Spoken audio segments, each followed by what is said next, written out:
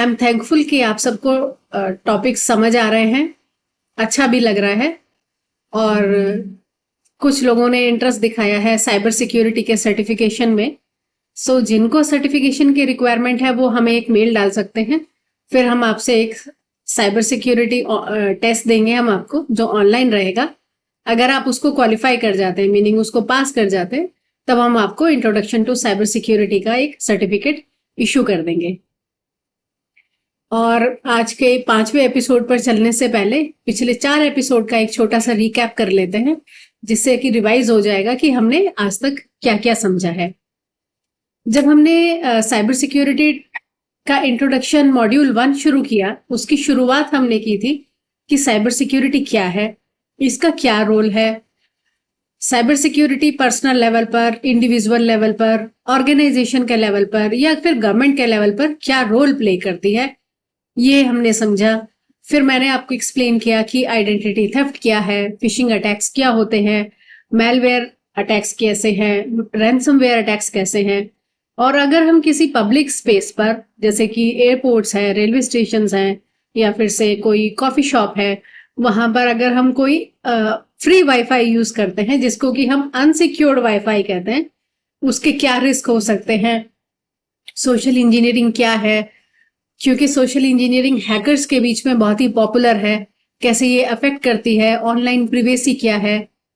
फिर मैंने आपको एक्सप्लेन किया कि ऑर्गेनाइजेशन लेवल पर जो थ्रेट्स होती हैं उनके क्या एग्जाम्पल हो सकते हैं, डेटा ब्रीच क्या है, इनसाइडर थ्रेट्स क्या है, unsecured IoT devices meaning internet of things devices, ये हमने समझा उसमें कि इंटरनेट ऑफ थिंग्स डिवाइसेस के रिस्क कौन कौन से हो सकते हैं। और अगर हम कहें कि अगर हमारे यहाँ पे आउटडेटेड सिस्टम्स हैं, उसके क्या इम्पैक्ट हम फेस कर सकते हैं, रेगुलेटरी कंप्लायंसेस कौन से होते हैं। फिर हमने समझा कि इंसिडेंट रिस्पांस प्लान की क्या इंपॉर्टेंस है, अगर हमारी ऑर्गेनाइजेशन में ये नहीं है तब क्या कॉन्सिक्वेंसेज हमें फेस करने पड़ते हैं। इंसिडेंट रिस्पांस प्लान मीनिंग अगर कोई साइबर अटैक का इंसिडेंट होता है, उसके बाद हमें इमीडिएटली क्या एक्शन लेना चाहिए।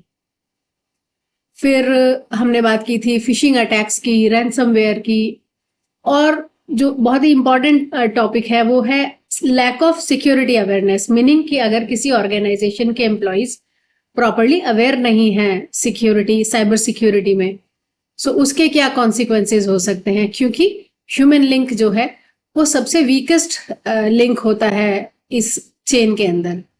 सो इसकी इंपॉर्टेंस कितनी है। फिर हमने बात की थी गवर्नमेंट लेवल पर कि नेशंस स्टेट थ्रेट्स हो सकती हैं, डेटा ब्रीचेस हो सकते हैं, एस्पियोनाज है, रैंसमवेयर अटैक्स हैं। फिर मिस इन्फॉर्मेशन कैंपेन्स चलती हैं जिनका नॉर्मली एजेंडा पॉलिटिकल होता है।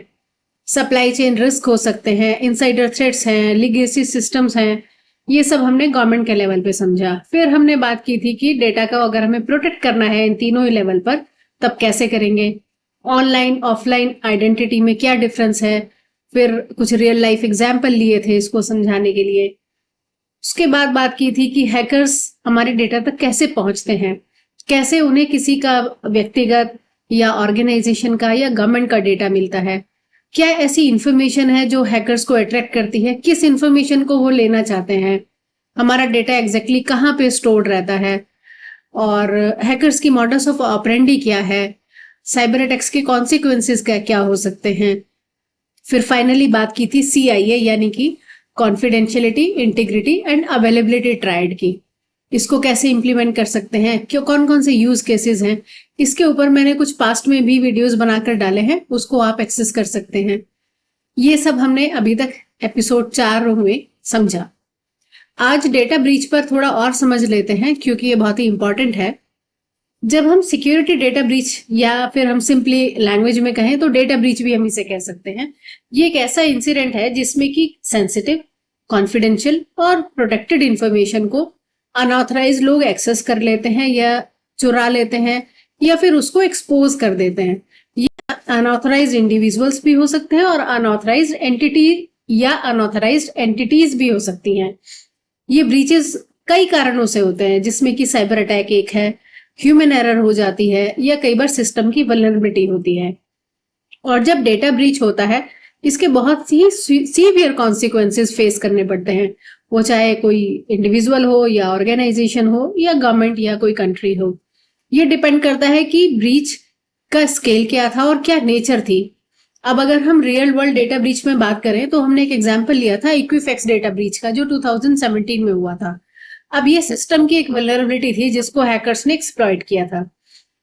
अब इसमें क्या हुआ था कि लगभग 147 मिलियन अमेरिकन का डेटा एक्सपोज कर दिया था उन्होंने, और इसको one of the largest and most damaging data breach अभी तक समझा जाता है।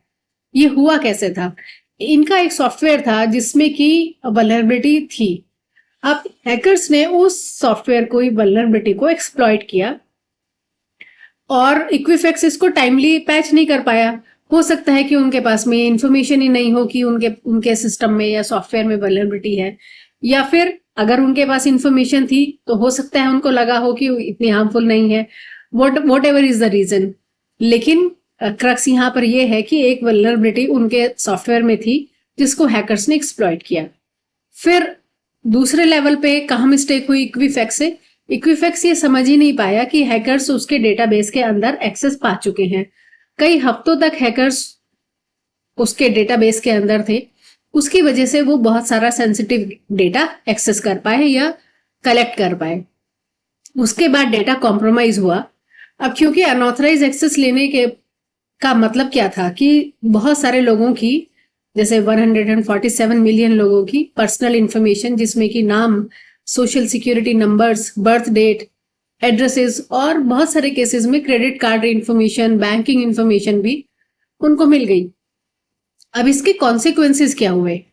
सबसे पहले तो आइडेंटिटी थेफ्ट ही हुआ, क्योंकि जब ये पर्सनल इंफॉर्मेशन बहुत सारे लोगों की ऐसे अवेलेबल हो गई तो इसको कोई भी इंपर्सोनेट कर सकता है आपके बिहाफ पे या किसी के बिहाफ पे, और इससे फाइनेंशियल फ्रॉड भी इसका रिजल्ट हो सकता है, या किसी और मेलिशियस पर्पस के लिए भी ये पर्सनल इंफॉर्मेशन यूज हो सकती है। दूसरा होता है इसमें लीगल और रेगुलेटरी कॉन्सिक्वेंसेस। अब इक्विफैक्स को बहुत सारे लॉ सूट फेस करने पड़े, रेगुलेटरी इन्वेस्टिगेशंस हुए और इवन पेनल्टी भी उनके ऊपर लगी। थर्ड होता है डैमेज ऑफ रेपुटेशन, जो कि कभी भी हम इसको रिकवर नहीं कर सकते। अब क्योंकि इस ब्रीच से उनकी रेपुटेशन बहुत सीवियरली डैमेज हुई और एक कस्टमर ट्रस्ट भी खत्म हुआ। और ये जो इम्पैक्ट होता है ये ऑनगोइंग होता है, ऐसे नहीं कि आज डेटा ब्रीच हुआ तो इसका इफेक्ट लेटर ऑन नहीं रहेगा। मे बी कि कोई और वेंडर आपको अपना कोई नया प्रोजेक्ट ना दे क्योंकि ट्रस्ट नहीं रहा या मार्केट में आपकी रेपुटेशन खराब है, और अगर हम उसे दोबारा से गेन करना चाहें तो वो बहुत डिफिकल्ट है, और बहुत सारे सालों तक हमें विजिलेंट भी रहना पड़ता है। ऐसा तो नहीं कि कहीं कोई हैकर ऑलरेडी हमारे डेटाबेस में हो, अभी भी सेंसिटिव इंफॉर्मेशन लीक हो रही हो। सो ये बहुत सारे फैक्टर्स होते हैं। सो बहुत सालों तक इनके ऑनगोइंग इम्पैक्ट चलते हैं। अब इक्विफैक्स जैसे जो डेटा ब्रीच के इंसिडेंट्स होते हैं ये हमारे लिए एक स्टार्क रिमाइंडर का काम करते हैं। हमें ये समझ आता है कि किसी भी साइबर अटैक के जो कॉन्सिक्वेंसेस हैं वो डिवास्टेटिंग हो सकते हैं, और इससे क्या हाईलाइट होता है कि हमें अपने साइबर सिक्योरिटी में प्रोएक्टिव अप्रोच रखनी चाहिए। वो चाहे हमें सॉफ्टवेयर अपने पैच करने हो रेगुलरली, या हमें अपने यहाँ पर robust intrusion prevention system apply करने हो, या फिर हमारे पास में इंसिडेंट रिस्पांस प्लान प्रॉपर हो, जिससे कि अगर कहीं कोई ब्रीच होता है तो हम प्रॉपर तरीके से एक्शन लें। और अगर हम और कुछ और केसेस की बात करें जो बहुत ही पब्लिसाइज हुए या मीडिया में आए, वो 2018 का एक फेसबुक कैम्ब्रिज एनालिटिका स्कैंडल था।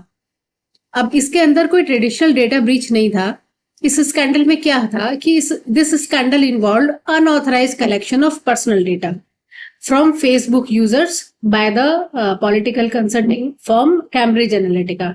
सो कैम्ब्रिज एनालिटिका फेसबुक की एक पार्टनर कंपनी थी, इनका कुछ आपस में जॉइंट वेंचर था, और कैम्ब्रिज एनालिटिका के पास इनके डेटा की एक्सेस पहुंची जो फेसबुक के यूजर्स थे।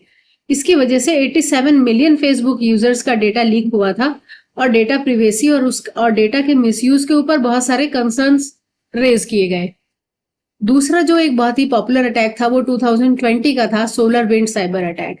इसमें भी सॉफ्टवेयर टारगेट किया गया था। ये सप्लाई चेन अटैक था, और हैकर्स को बहुत सारे ऑर्गेनाइजेशंस की डेटा की एक्सेस मिली इससे, गवर्नमेंट एजेंसीज का डेटा, क्योंकि जो सोलर विंड थी उसके जो यूजर्स थे वो बहुत बड़ी ऑर्गेनाइजेशन, यहाँ तक कि गवर्नमेंट भी थी। सो हैकर्स ने एक उनके सिस्टम के अंदर बैकडोर एंट्री एस्टेब्लिश कर ली थी, जिससे कि वो उनके डेटा को एक्सेस कर पाए। सो ये जो ब्रीचेस हैं ये हमें रिमाइंड कराते हैं कि साइबर थ्रेट एक ऐसी थ्रेट है जो एवर प्रेजेंट है, इसलिए हमें कभी भी इसको लाइटली नहीं लेना चाहिए। हमारी अप्रोच हमेशा ही प्रोएक्टिव होनी चाहिए और strict data protection regulation in place होने चाहिए। We should understand the importance of transparency, and we should timely report if any breach occur. So this is about security data breaches.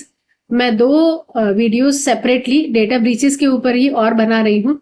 एक में हम discuss करेंगे Facebook वाला incident, दूसरे में हम डिस्कस करेंगे सोलर विंड साइबर अटैक, जिससे कि आपको डेटा ब्रीच के ऊपर और बेटर अंडरस्टैंडिंग हो। सो और आपकी इस आज एपिसोड 5 में इतना ही रखते हैं। आपकी कोई क्वेरी है आप उसे कमेंट बॉक्स में लिख सकते हैं या मेल कर सकते हैं, और जिनको सर्टिफिकेट चाहिए वो अपना सेपरेटली इंटरेस्ट उसमें शो करके और हमें मेल लिखें। And this is all.